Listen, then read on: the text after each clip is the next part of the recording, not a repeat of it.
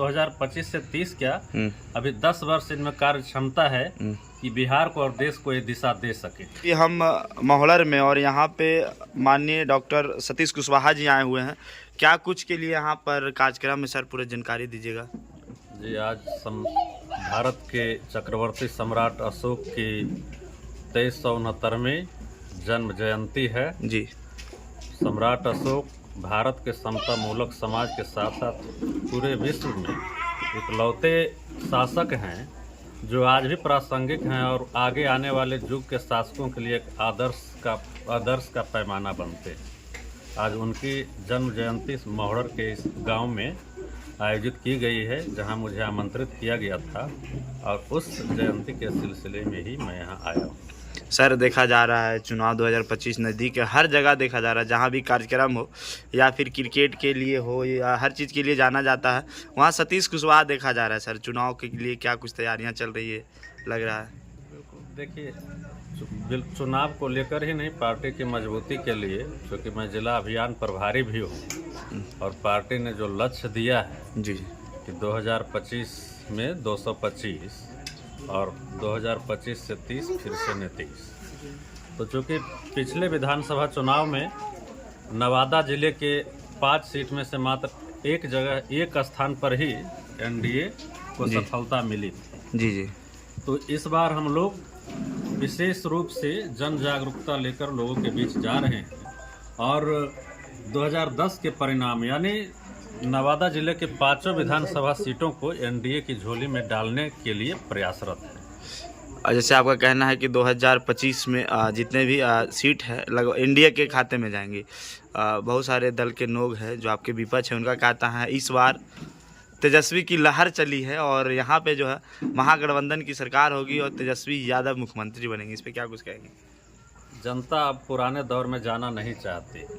उन्हें 2 बार सरकार में भागीदार बनाया गया था। जी जी।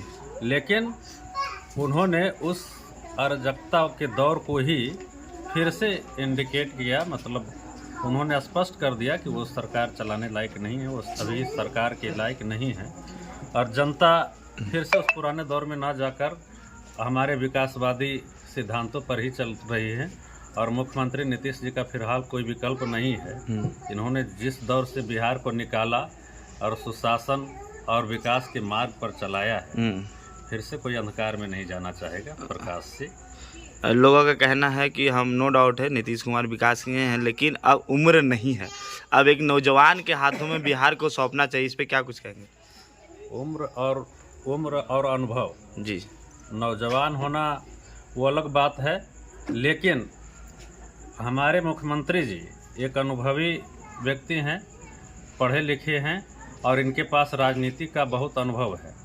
इन्होंने विकास के मार्ग पर जो बिहार को चलाया है, जिस दौर से निकाला है जी, उस दौर को आगे बढ़ाने की ज़रूरत है। और जहाँ तक रही बात उम्र की बात, तो राजनेताओं की अभी हमारे मुख्यमंत्री उस दौर में नहीं पहुंचे हैं। अभी ये 2025 से 30 क्या अभी 10 वर्ष इनमें कार्य क्षमता है कि बिहार को और देश को ये दिशा दे सके।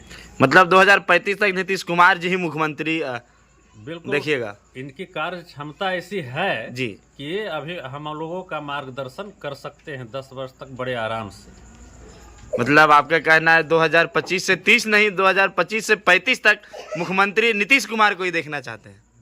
सिर्फ मुख्यमंत्री के तौर पर ही नहीं जी, वो हमारे बीच हैं, हम लोगों के मनोबल हैं, हम लोगों को दिशा देने वाले मार्गदर्शक हैं। वो जब जहाँ भी खड़े होते हैं वहीं एक लकीर खिंच जाती है। आज उनको ही पूरा देश फॉलो कर रहा है। बिहार जो करता है वो देश अपनाता है। हमारे देश में सम्राट अशोक हुए थे, वो प्रजावत्सल राजा हुए। उन्होंने कहा था कि मैं कहीं भी रहूं, उद्यान में रहूं, राजमहल में रहूं, प्रतिवेदक मुझे जनता से संबंधित सूचना दे सकते हैं। उन नीतियों पर ही चलने वाले हमारे मुख्यमंत्री जी भी हैं। यही वजह है कि मुख्यमंत्री जी को हर चुनाव में जनता साथ देती है और इनकी